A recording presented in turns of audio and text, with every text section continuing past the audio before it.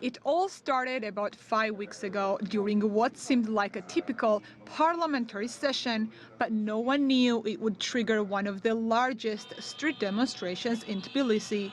The protests began after a controversial visit by a Russian lawmaker, Sergei Gavrilov, who addressed the Georgian parliament from the speaker's chair.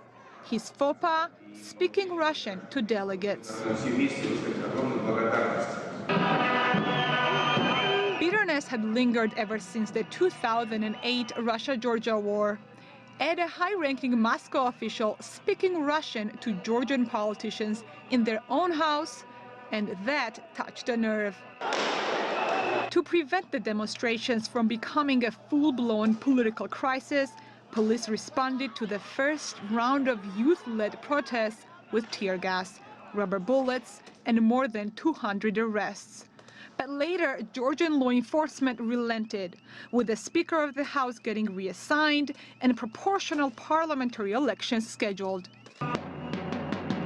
But a month later, the demonstrations continue because their third and the final demand still has not been fulfilled: the resignation of the Minister of Internal Affairs, Georgi Gakharia. The Kremlin called the demonstrations anti-Russian and cancelled direct flights to Georgia earlier this month.